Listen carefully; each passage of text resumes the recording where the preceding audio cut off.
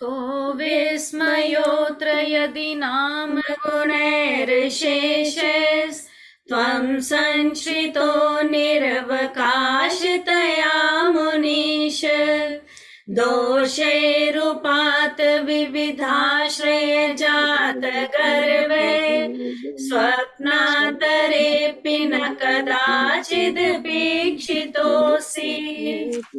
रिद्धि। ओम brim Arham नमो तत्तवाणम झ्रोम झ्रोम नमः स्वाहा। ओम नमो चकेश्वरी देवी चक्रधारिणी चक्रानुकूलम साध्य साध्य शत्रुन उन्मूल्य उन्मूल्य स्वाहा। ओम नमो भगवते सर्वार्थ सिद्धाय सुखाय ह्रीं श्रीं नमः। तो कहते हैं कि इस जगत में दो प्रकार के लोग होते हैं, गुण प्रदान जिनमें गुण ज्यादा एंड दोष कम है, एंड दोष प्रदान जिनमें दोष ज्यादा एंड गुण कम है। परमात्मा आप तो थर्ड डायमेंशन वाले हो, आपके अंदर सिर्फ गुण ही गुण है, एक भी दोष नहीं, पाप की वृत्ति कुछ भी नहीं।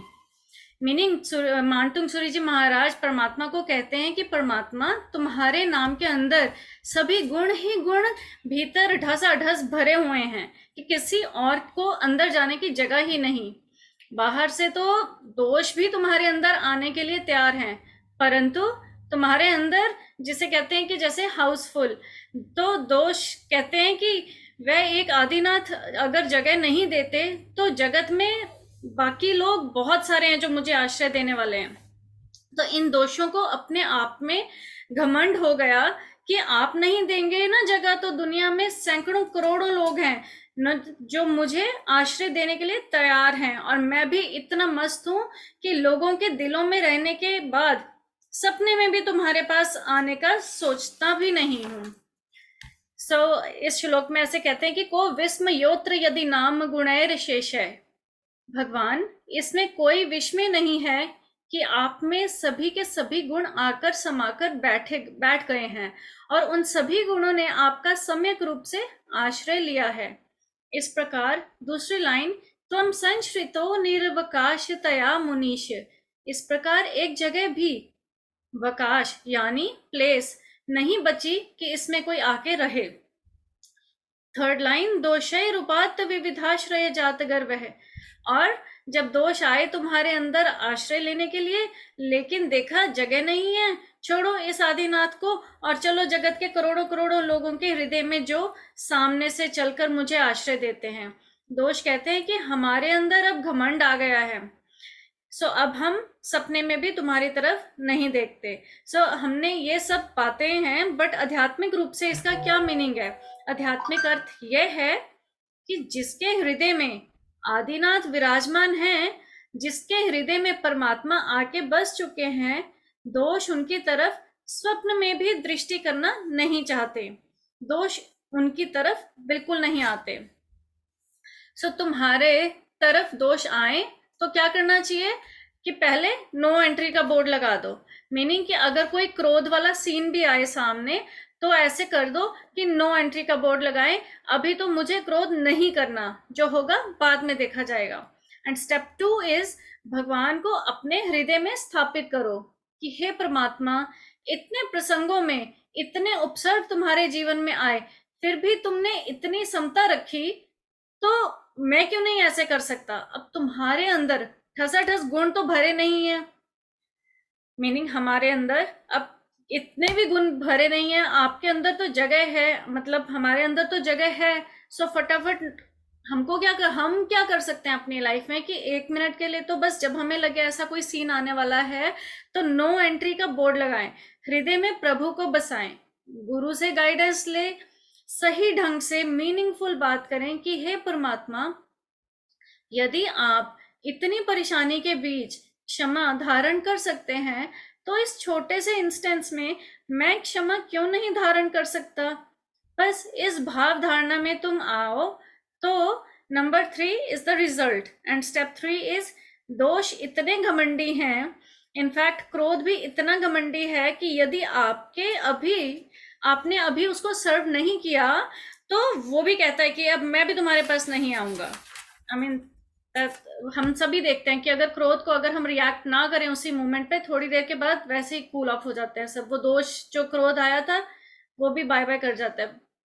ऐसे ही इस मनुष्य जीवन में ये मौका मिला है सत्संग के माध्यम से, बोध के माध्यम से, तो जीवन में इसे अप्लाई करो और अगली बार जैसे ही ऐसे निमित्त आता है, कोई भी निमित्त आता है, तो this is just a recap, तुरंत ही दोष की नो एंट्री, क्षमा क्षमा गुण की entry.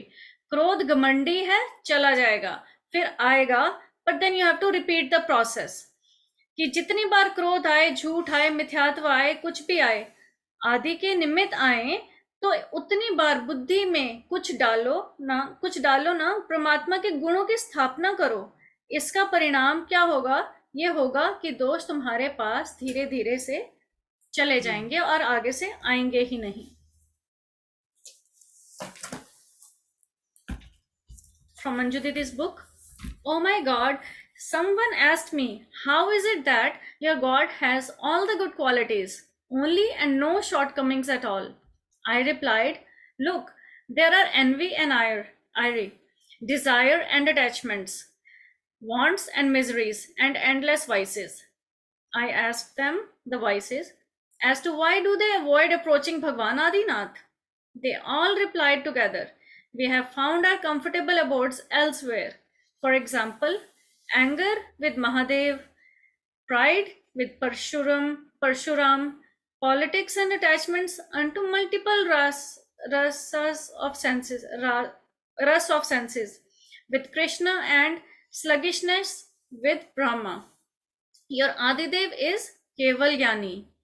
Therefore, what is the use of approaching him? He is having total enlightenment and constant awareness. How can we go there? We have no place to enter. Oh, my dear friend, my reply to you is simple. My Adinath is not seen with any of the vices, even in dreams.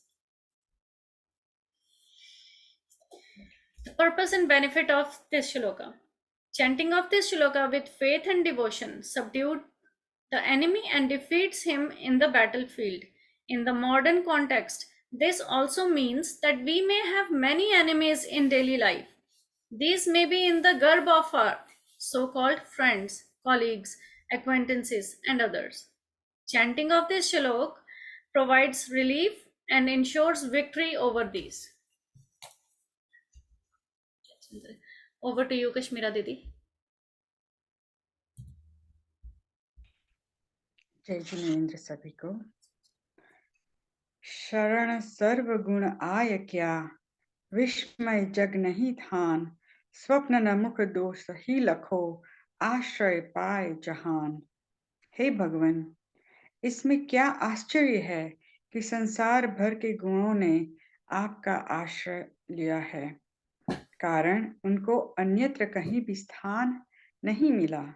इसी प्रकार संसार के दोषों ने स्वप्न में भी आपका मुख नहीं देखा, क्योंकि उन्हें अन्यत्र यानी अनेक जगह जगह स्थान मिल गया।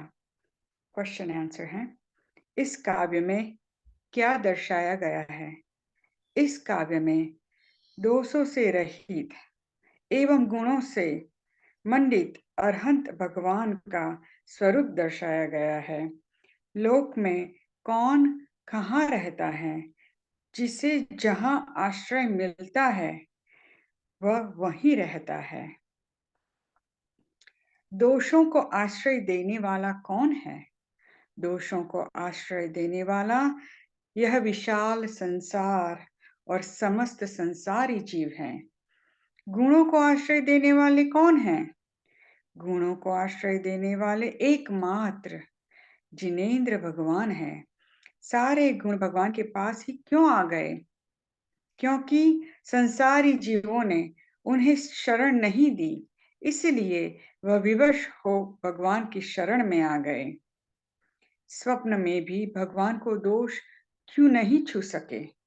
क्योंकि संसार में दोषों को शरण देने वाले दुर्जन पुरुष बहुत है, अतः उन्हें वहां शरण जाने के कारण वह भगवान के पास स्वप्न में भी नहीं आ सके।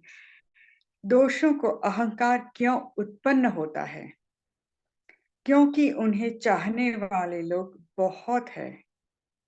सब जानते हैं कि इस धरती पर जिन्हें अधिक चाहा जाता है उन्हें सहज ही अहंकार आ जाता है। ये बहुत ट्रू स्टेटमेंट है। को विश्व योत्र, इस पद से आचार्य मान तुम क्या कहना चाह रहे हैं?